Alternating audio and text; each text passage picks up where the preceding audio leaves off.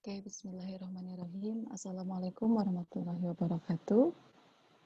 Oke, hari ini kita akan berjumpa kembali di pertemuan kelima, yaitu masih mengenai komputer masyarakat, bagaimana pengaruh perkembangan robot di era modern ini kepada masyarakat. Langsung aja saya share screen ya, adik-adik semuanya.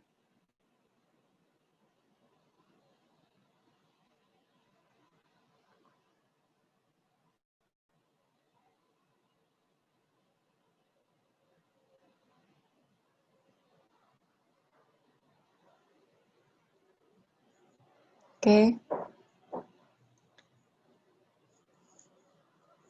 pengaruh teknologi robot ekstra pada masa modern pada masyarakat. Oke, di sini dikatakan bahwa orang yang terkaya adalah orang yang menerima pembagian atau takdir dari Allah dengan senang hati. Ya, tentunya kita harus menerima qadar Allah kita seperti apa. Ya, insya Allah kita akan diberikan kebahagiaan dunia akhirat Allah Subhanahu Wa Taala. Itu Ali bin Hussein. Oke, berbicara masalah robot. Di zaman era 4.0 apalagi, robot ini menjadi sesuatu yang sangat tren. Ya. Nah, robot. Apa itu robot? Nih, robot berasal dari bahasa Ceko, yaitu robota, yang berarti pekerja atau kuli yang tidak mengenal lelah atau bosan. Ya, berbeda dengan kita lah ya. Kalau kita ini pasti ada lelahnya, ada bosannya. Tapi robot itu tidak mengenal lelah dan tidak mengenal bosan, ya, karena sistem yang mengendalikannya. Nah, robot adalah alat mekanik yang dapat melakukan tugas tertentu untuk membantu manusia, baik menggunakan pengawasan dan kontrol manusia maupun menggunakan program yang telah didefinisikan terlebih dahulu, atau disebut juga dengan kecerdasan buatan, atau di era 4.0 itu yang sering kita kenal dengan istilah artificial intelligence atau AI. Ya, ya. Jadi robot itu pintar itu karena ada yang mengendalikan, yaitu manusia. Ya, jadi siapa yang pintar di sini? Siapa yang cerdas sebetulnya di sini? Ini adalah manusianya atau penciptanya. Kemudian, nah, robot ini mempunyai beberapa definisi selain definisi yang tadi yang sebelumnya. Ada istilah Webster, ada Oxford, ada Robot Institute of America, ada International Standard Organization. Webster, ya. Webster itu adalah istilah robot, an automatic device that performs function ordinarily ascribed to human being. Ya. Jadi adalah perangkat yang otomatis yang difungsikan oleh manusia. Ya. Nah, kalau robot ini maksudnya apa? Maksudnya adalah sebuah mesin yang capable, ya, yang dikomplekkan dengan pemrograman, dengan spesial atau action yang otomatis oleh sebuah komputer.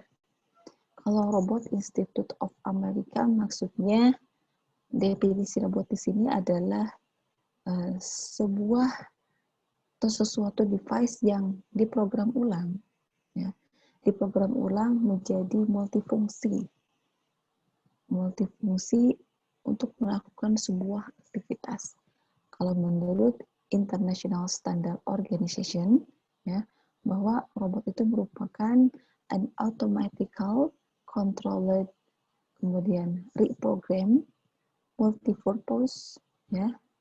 Nah, jadi dia itu sebagai pengontrol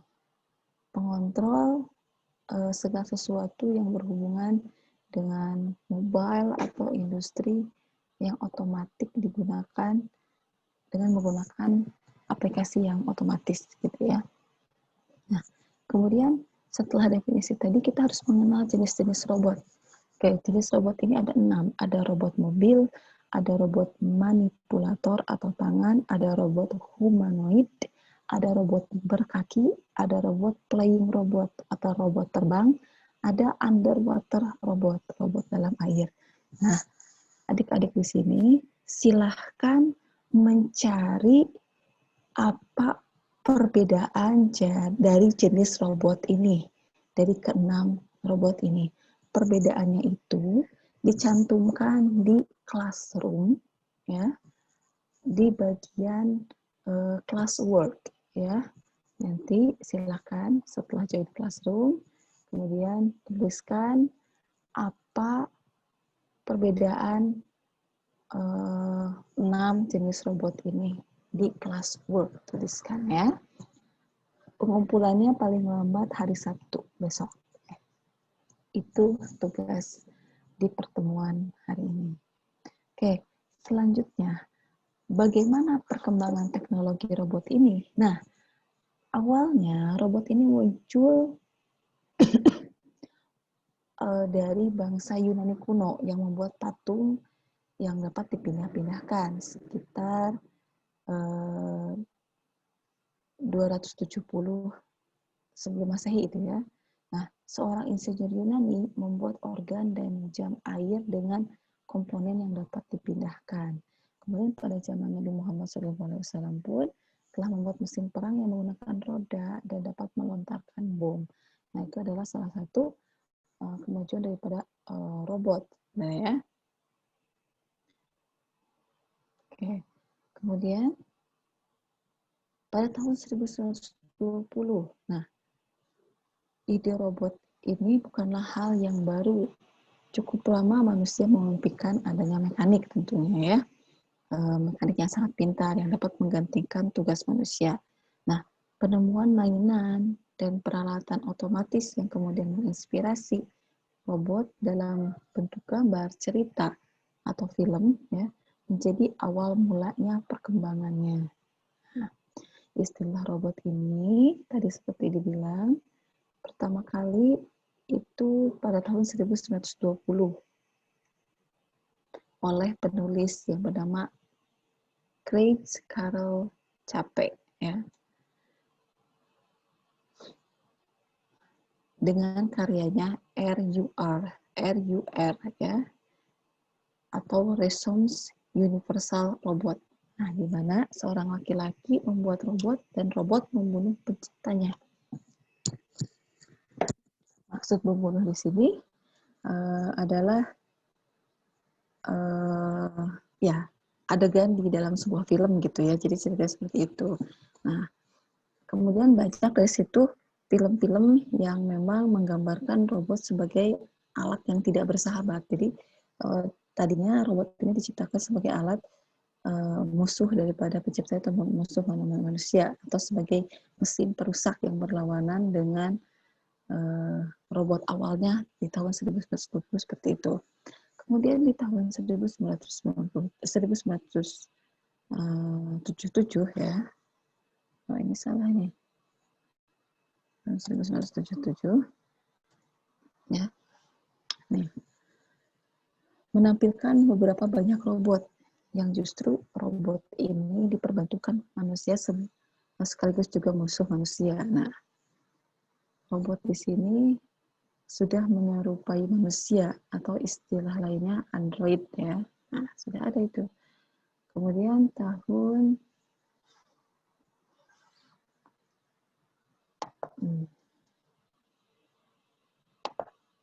1941 kita lihat dulu.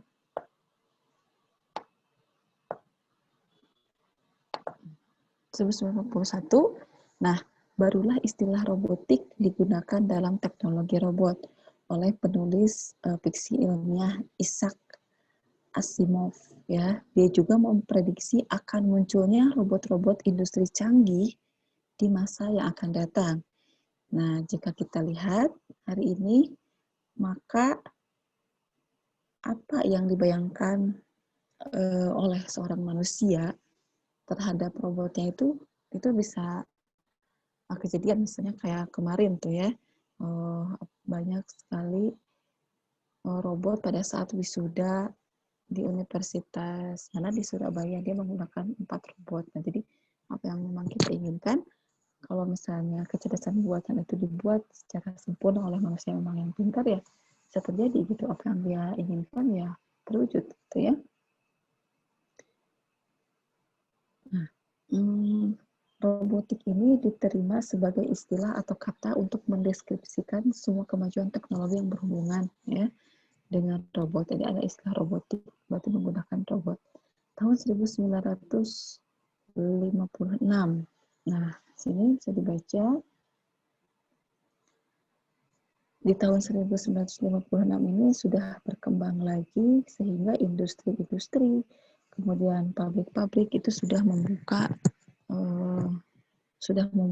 pabriknya itu dengan menggunakan fasilitas mesin-mesin robot dalam pembuatan produksinya.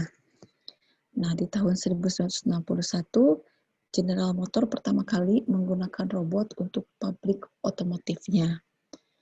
Robot industri kemudian berkembang dan mulai banyak digunakan tahun 1980 oleh perusahaan selain otomotif, di mana perkembangannya elektronik dan komputer membuat robot modern lahir. Ya. Kemudian di tahun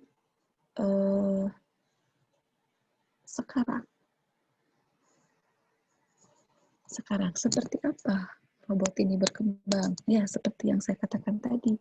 Sekarang di era 4.0 ya, di mana ada artificial intelligence, kecerdasan buatan, maka akan ada robot-robot yang memang lebih berkembang. Nah, pengaruhnya seperti apa nanti akan dibahas di slide selanjutnya ya. Nah, kemudian selain daripada robot itu juga di 4.0 ini juga muncul teknologi-teknologi lainnya seperti IoT, kemudian seperti sensor.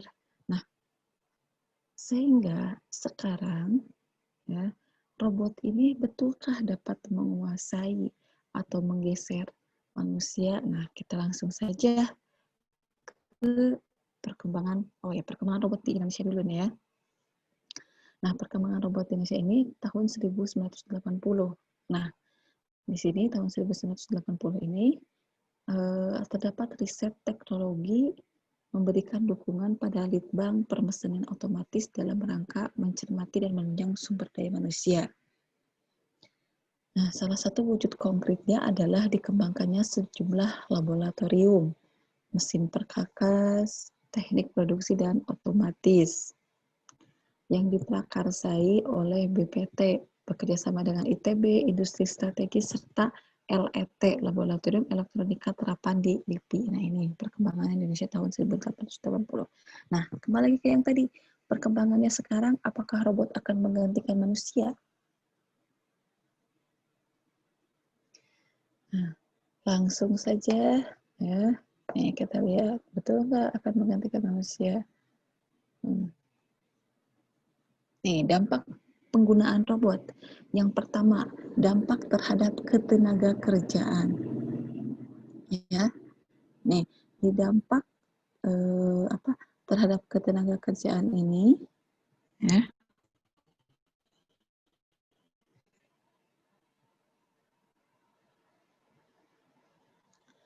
beberapa analisis nih, seperti Martin Ford, penulis The Likes di Tunnel ya, otomatis teknologi mempercepat dan ekonomi masa depan. Ya, jadi robot ini tentunya akan mempercepat perekonomian di masa depan. Nah, berpendapat bahwa robot dan bentuk lain dari otomatisasi pada akhirnya akan menghasilkan signifikan pengangguran ekonomi. Ya, berarti manusia akan tergeserkan karena ketenaga kerjanya diganti oleh robot. Ya, nah,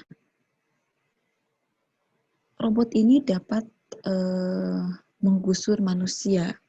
Ya, nah, robot ini sebagai mesin mulai mencocokkan dan melebihi kemampuan pekerja untuk melakukan sebagian besar pekerjaannya.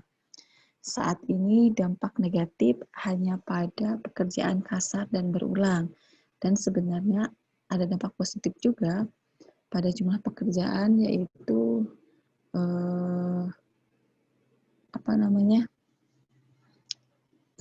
menghemat biaya dan sebagainya gitu ya. Nah, seiring perkembangan robotika dan kecerdasan buatan ini ya, beberapa khawatir bahwa pekerjaan terampil bahkan mungkin banyak terancam digantikan oleh robot. Nah, menurut teori ekonomi konvensional, ini hanya akan menyebabkan peningkatan produktivitas industri yang terlibat, sehingga permintaan lebih tinggi untuk barang lain. Ya. Jadi masih berlaku untuk memang yang bersifatnya makro, misalnya seperti pabrik-pabrik seperti itu untuk melakukan pekerjaan-pekerjaan yang memang kasar dan seperti itu. Nah itu robot itu, tapi tidak akan bisa ada yang menggeser misalnya insinyur atau ahli misalnya yang terampil seperti apa, karena toh robot juga kan dikendalikan oleh manusia, makanya kalian harus jadi seorang ahli, misalnya seorang insinyur, seorang sarjana yang memang punya kelebihan sehingga kemampuan kalian tidak bisa digantikan oleh robot gitu ya, karena robot ini bersifatnya masih melakukan hal-hal yang kasar gitu. Nah sekarang apa dampak terhadap manusia nih? Banyak sekali dampak terhadap manusia. Yang pertama ada pergeseran atau penggantian manusia, atau disebut juga dengan displacement, substitution.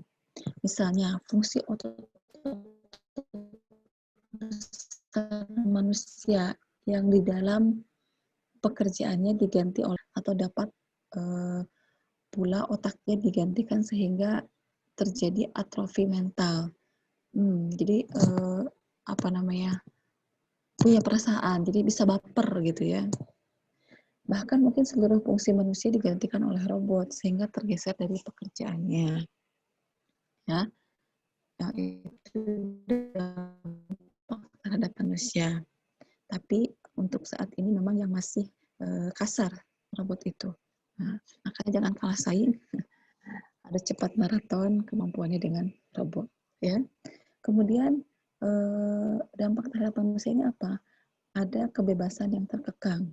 Banyak hal yang kita harus menyesuaikan diri dengan alat-alat dan sistem. Nah, waktu mengatur pekerjaan kita meskipun bertentangan dengan bertentangan dengan irama ritme pekerjaan kita. Nah, hasil pekerjaan yang utuh tidak bisa dinikmati gitu ya, karena pekerjaan yang sudah terfragmentasi dan monoton. Ya, jadi kadang-kadang pekerjaannya kalau yang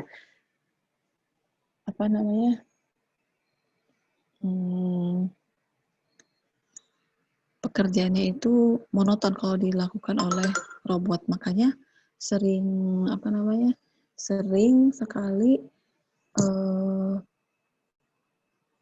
sekali robot ini digunakan untuk memproduksi hal-hal yang kasar dulu gitu ya.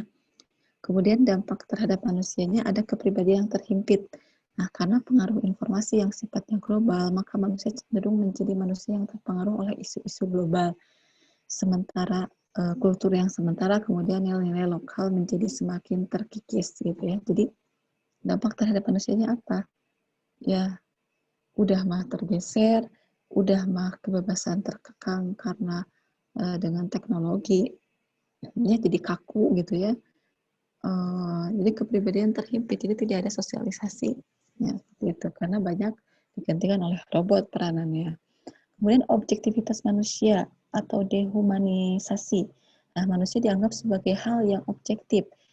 Nah, diurai-urai hanya hal-hal yang dapat diukur atau dihitung saja, sedangkan yang lain dianggap periferal dan tidak menjadi pertimbangan dalam usaha-usaha pengembangan, pendidikan, dan peningkatan. Ya. Jadi objektivitas manusia. Jadi kalau misalnya tetap sebuah kesalahan itu yang nyalahinnya manusianya, bukan robot, karena robot itu kan memang kecerdasan buatan yang dibuat oleh manusia, gitu ya. Jadi di sini ada dehumanisasi. Kemudian mentalitas teknologi. Nah, hal ini tercermin pada kepercayaan yang berlebihan pada alat robot tersebut. Nah, seolah-olah segala sesuatu dapat dipecahkan oleh teknologi dan sesuatu akan lebih meyakinkan kalau dilakukan dengan peralatan dan disertai angka-angka.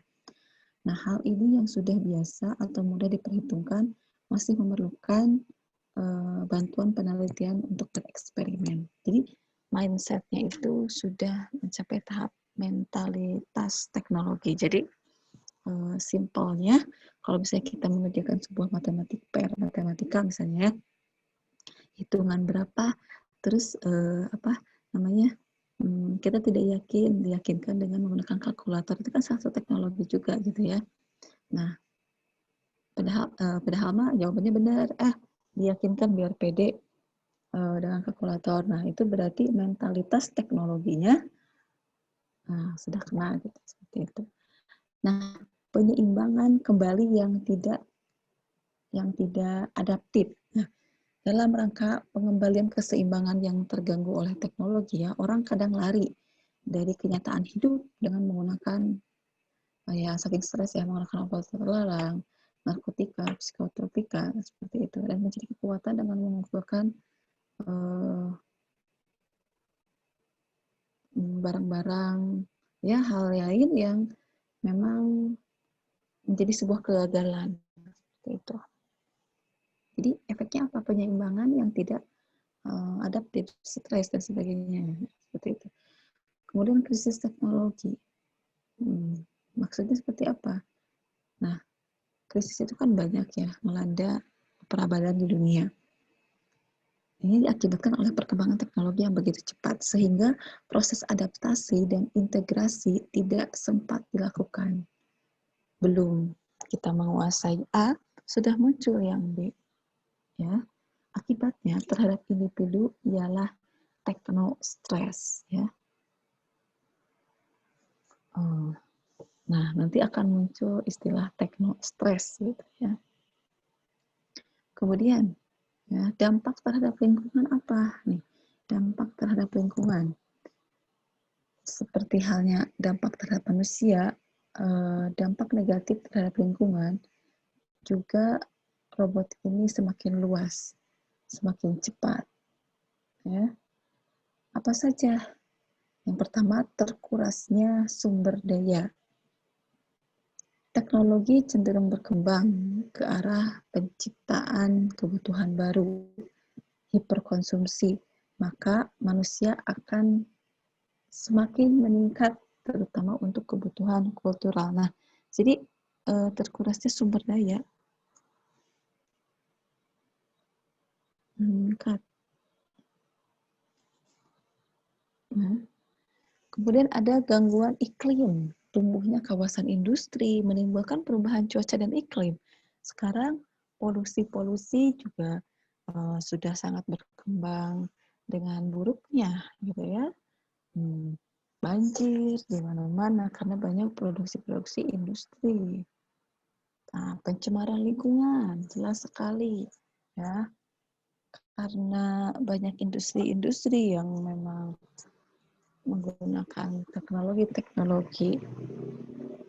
robot gitu ya, kemudian mekanik seperti itu, terjadi pencemaran lingkungan. Kemudian stabilisasi dan dekompensasi lingkungan, di mana ini mengganggu keseimbangan ekosistem atau lebih tepat kesatuan alam menjadi rusak. Ya. Kemudian beban lebih informasi. Jadi lingkungan informasi juga akan menimbulkan problem karena pertumbuhannya yang sangat cepat melampaui daya serap dan daya olah manusia. Mempengaruhi lingkungan juga ya, lingkungan dalam sosialisasi antar manusia gitu. Kemudian, nah itu adik-adik semuanya untuk pengaruh daripada robot terhadap kehidupan manusia. Oke ya. Kalau ada yang tanyakan silahkan di chat room di classroom di beranda silahkan ditanyakan untuk dampak robot terhadap manusia, ya. Jadi seperti ini, ya. Oke, terima kasih dari saya. Jangan lupa dikerjakan untuk tugasnya untuk perbedaan jenis-jenis robot yang tadi saya sebutkan. Terima kasih sekali lagi. Ya, sehat selalu, lancar selalu. Saya pamit. Assalamualaikum warahmatullahi wabarakatuh.